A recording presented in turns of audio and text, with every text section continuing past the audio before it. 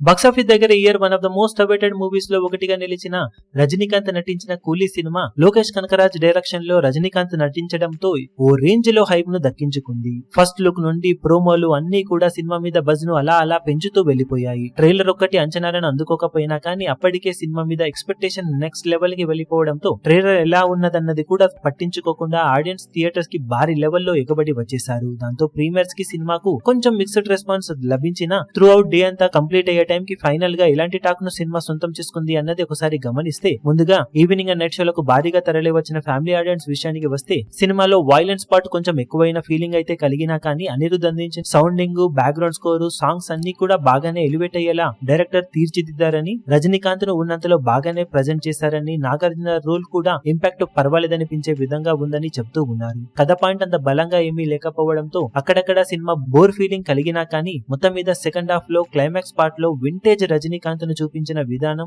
ఆమీర్ ఖాన్ రజనీకాంత్ ల ఎపిసోడ్ కొంచెం సాటిస్ఫై గానే అనిపించిందని ఫ్యామిలీ ఆడియన్స్ చెబుతూ ఉన్నారు. వైలెన్స్ పార్ట్ ఎక్కువ అవ్వడం ఇంపాక్ట్ అయినా కానీ ఓవరాల్ గా cinema average to above average మధ్యలో అనిపించిందని, సెకండ్ హాఫ్ లో కొంత పార్ట్ ను మాత్రం ఇగ్నోర్ చేయాల్సిన అవసరం ఉందని చెప్తూ ఉన్నారు. ఇక రెగ్యులర్ అలాగే కామన్ ఆడియన్స్ విషయానికి వస్తే సినిమాను ఓ రేంజ్ లో హైప్ కి తీసుకువెళ్లి ఆ హైప్ కి ఏమాత్రం మ్యాచ్ అవ్వని కంటెంట్ ను లోకేష్ కనకరాజ్ డైరెక్ట్ చేసి ఆడియన్స్ ముందుకు వదిలారని చెబుతూ ఉన్నారు. ఫస్ట్ హాఫ్ చాలా వరకు డ్రాగ్ అవ్వడం, సెకండ్ హాఫ్ క్లైమాక్స్ ఎపిసోడ్ వరకు కూడా కథ నత్త నడకన సాగిందని చెబుతూ ఉండగా, రజనీకాంత్ కి మరీ అనుకున్న రేంజ్ లో ఎలివేషన్స్ పడలేదని, జైలర్ కి మించిన ఎలివేషన్స్ పడతాయని ఎక్స్పెక్ట్ చేసినా అందులో సగం కూడా ఎలివేషన్లు పడలేదని, నాగార్జునను విలన్ గా సరిగా అసలు యూటిలైజ్ చేసుకోలేదని, అలాగే సౌబిన్ పాత్ర త్రూ అవుట్ సినిమా మొత్తం ఉండటంతో అతను మెయిన్ లీడ్, మిగిలిన వాళ్ళందరూ సైడ్ క్యారెక్టర్స్ ఏమో అని అనిపించే విధంగా సినిమాను తెరకెక్కించారని అంటూ ఉన్నారు. డ్రాబ్యాక్ సినిమాలో ఉండగా క్లైమాక్స్ ఎపిసోడ్ కొన్ని ఎలివేషన్లు, అనిరుద్ సౌండింగ్, అలాగే బ్యాక్గ్రౌండ్ స్కోర్, మ్యూజిక్ సినిమాకు మేజర్ ప్లస్ పాయింట్స్ అని, అవే సినిమాను చాలా వరకు కాపాడాయని చెప్తూ ఉన్నారు. ఓవరాల్ గా కామన్ అలాగే రెగ్యులర్ ఆడియన్స్ నుండి సినిమాకు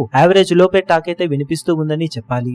మొత్తం మీద త్రూ అవుట్ డే అంతా చూసుకుంటే సినిమాకు ఫ్యామిలీ ఆడియన్స్ అలాగే కొన్ని ఫ్యాన్స్ వరకు అబవ్ యావరేజ్ కటీట్ గా టాక్ వినిపించగా, నార్మల్ అలాగే రెగ్యులర్ ఆడియన్స్ కి సినిమాకు యావరేజ్ కు అటు ఇటుగానే టాక్ అయితే వినిపిస్తూ ఉంది. ఫైనల్ గా చెప్పాలి అంటే మాత్రం యావరేజ్ లెవెల్ కి కొంచెం పైగా టాక్ అయితే ఉందని చెప్పవచ్చు. మరి ఈ టాక్ తో రజనీకాంత్ బాక్సాఫీస్ దగ్గర ఎలాంటి కలెక్షన్ ను ఇప్పుడు ఈ సినిమాతో సొంతం చేసుకోగలుగుతాడో చూడాలి.